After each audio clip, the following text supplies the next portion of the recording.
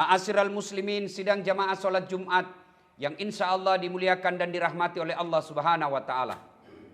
Kurang lebih 1400 tahun yang lalu, Saudi Arabia, tepatnya Makkah dan Madinah, kita kenal dengan masyarakat jahiliyah. Masyarakat jahiliyah zaman itu menyembah 4 Tuhan. Kemudian perempuan tidak ada artinya. Bahkan istri-istri waktu itu boleh dijadikan barang judian. Kita judi, kalau saya kalah pakai istriku 1 bulan. Bahkan perempuan zaman itu kalau lahir dia dianggap aib. Judi menjadi kebiasaan, mabuk menjadi tradisi, maksiat merajalela. Maka disebut masyarakat jahiliyah. Lalu alhamdulillah lahir seorang manusia 12 Rabiul Awal tahun gajah. Dihadirkan dan kakeknya memberi nama Muhammad. Yang pada saat itu dari Adam sampai lahirnya anak ini tidak pernah ada manusia nama Muhammad. Allahu Akbar. Dari Adam sampai lahirnya Rasulullah Muhammad SAW tidak pernah ada manusia dikasih nama Muhammad. Lahir manusia ini kakeknya memberi nama, Abdul Muttalib memberi nama Muhammad. Berjuang sendiri. Berjuang kemudian makin bertambah musuhnya. Dibantu oleh para sahabatnya. Tidak ada tim suksesnya. Tidak ada partai penyokongnya. Tidak ada cukongnya. Alhamdulillah. Berhasil merubah peradaban dari jahiliyah menjadi masyarakat madani. Dan hebatnya lagi, alhamdulillah tidak punya medsos, tidak punya akun, berhasil memiliki follower sampai detik ini di dunia 1,8 miliar. Dan hebatnya lagi, bukan hanya berhasil membentuk masyarakat yang mulia di Mekkah dan Madinah, tapi menjemar ke seluruh dunia. Padahal beliau hidupnya masih dalam kandungan, sudah wafat bapaknya. Saya yakin di antara kita barangkali hanya 1-2 orang di antara kita yang meninggal bapaknya pada saat kita masih dalam kandungan. Lahir lagi, baru 2 hari bersama ibunya, diambil lagi ibu susunya, dibawa oleh kakeknya. Pergi bawa anakmu ke desa. 4 tahun di desa bersama ibu susunya, Halimatus Sa'diyah. Diambil oleh ibunya usia 6 tahun, wafat lagi ibunya. Allahu Akbar.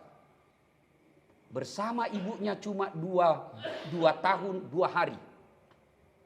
Lepas dari ibunya diambil kakeknya. Baru 2 tahun bersama kakeknya. Di usia 8 tahun meninggal lagi kakeknya. Bayangkan kalau kita orang Bugis, Pak. Pindah, mati lagi ditempati. Pindah lagi, mati lagi ditempati. Orang Bugis bilang patula-tula. Penderitaan demi penderitaan. Usia 25 tahun menikah dengan janda yang sudah 2 kali janda, Siti Khadijah. Punya anak, 7 anak beliau. Tapi 6 anaknya dilihat dengan mata kepalanya wafat. 1 saja anak kita lihat meninggal, itu beban hidup kita rasanya kilang, kita punya separuh jiwa. 6 anak beliau dilihat dalam masa kecilnya wafat. Puncak penderitaannya ketika usia 40 tahun. Mulai dimusuhi. Kalau tadi penderitaan secara pribadi. 40 tahun setelah dilantik menjadi Nabi dan Rasul, penderitaannya sebagai warga masyarakat. Dimusuhi elit-elit politik. Dimusuhi tokoh-tokoh bangsanya waktu itu. Abu Jahal, Abu Lahab, Abu Sofyan. Yang tokoh-tokoh masyarakat saat itu. Memusuhinya. Beberapa kali uji coba pembunuhan. Difitnah. Sahabatnya dibunuh di depannya. Rumahnya diteror. Berapa kali uji coba pembunuhan. Puncaknya ketika usia beliau 53 tahun. Dikepung rumahnya. Beliau kemudian hijrah ke Madinah. Di Madinah selesai masalah hidupnya. Makin banyak masalah dalam menebarkan agama. Mulai lagi beliau perang.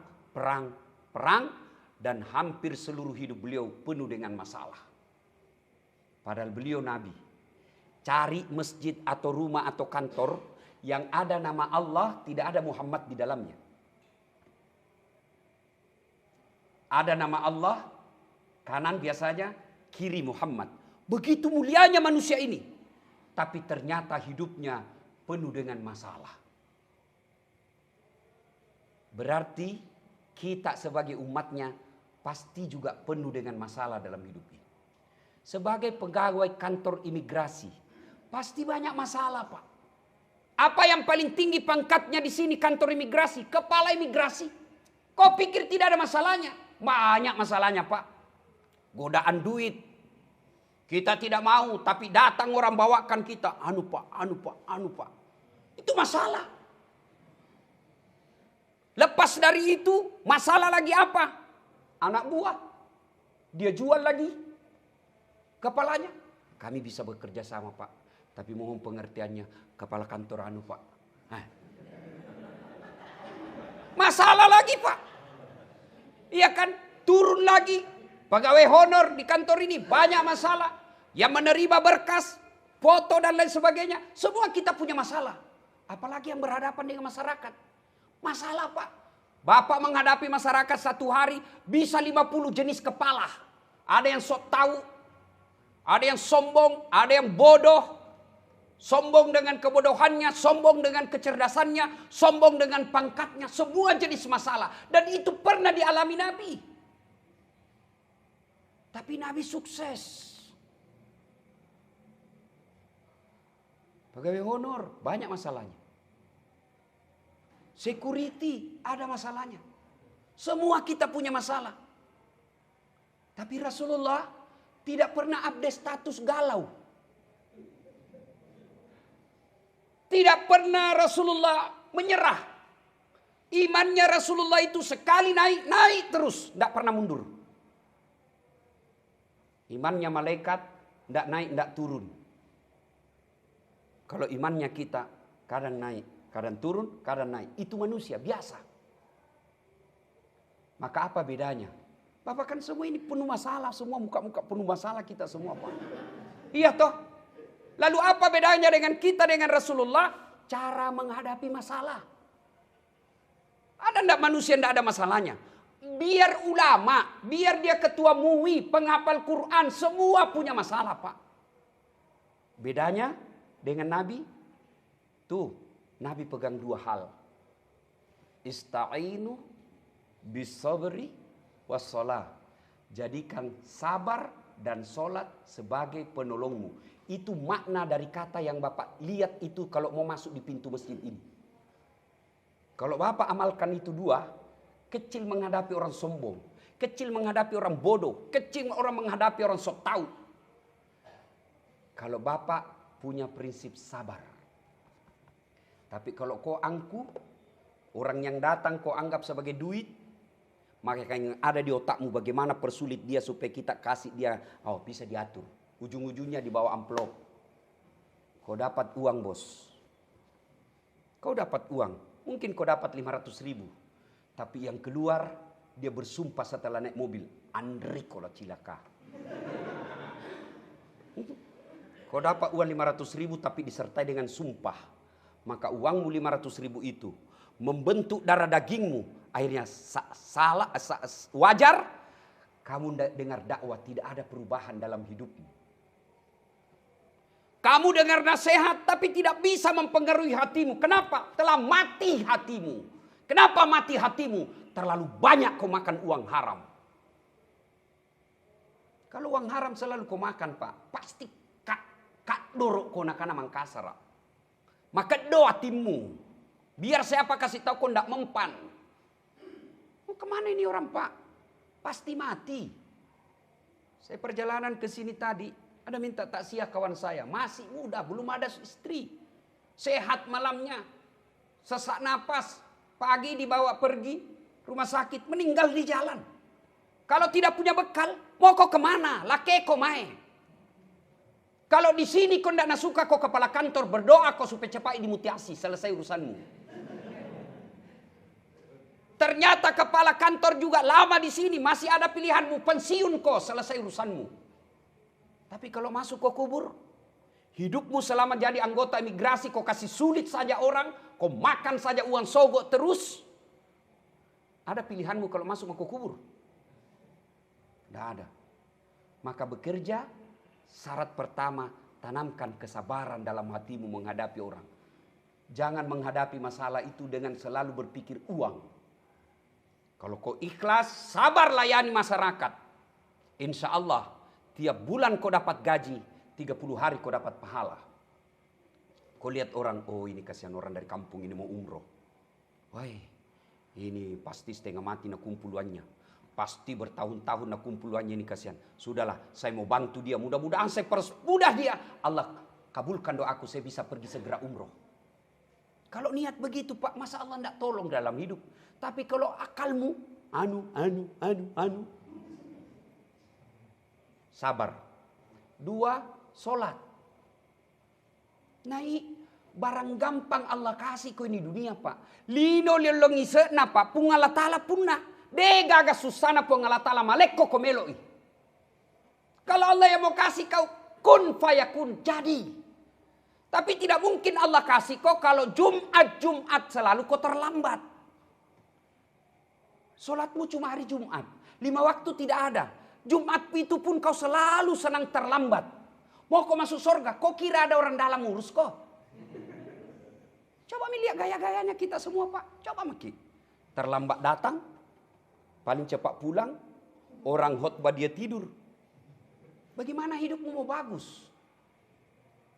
Pantas puluhan tahun kau jadi pegawai di sini, kau selalu terima uang sogok, tapi selalu kurang dalam hidupmu. Kenapa Allah tidak mencukupi keberkahan dalam hidupmu? Kau tidak sholat. Kalau kau sholat Pak, meskipun kau pegawai honor, gajimu seadanya, tapi Allah tentramkan hatimu. Maka perbaiki sholat. Cuma kita ini kok, Pak, kalau tidak sembahyang, jangan banyak pikir. Jangan aku berharap masuk surga. Jangankan surga akhirat, surga dunia saja tidak mungkin kau dapat kalau kau tidak sholat. Ini sholat penting. Buka itu pendapat-pendapat ulama. Imam Syafi'i bahkan menghukuminya. Orang yang sudah balik dan dia tidak sholat, mati, jangan kau sholati jenazahnya. Itu Imam Malik bilang. Imam Syafi'i. Kalau dia mati dan dia tidak sholat, jangan kau sholati jenazahnya. Artinya kafir kau. Bahkan Nabi katakan, batas antara kekafiran dan keislaman adalah sholat. Ketika kau tidak sholat, kau kafir. Agak susah nih sampajangnya. Apa susahnya nih sholat? Coba Pak, umroh. Tidak mungkin kau bisa umroh kalau tidak ada uangmu, tidak ada paspormu.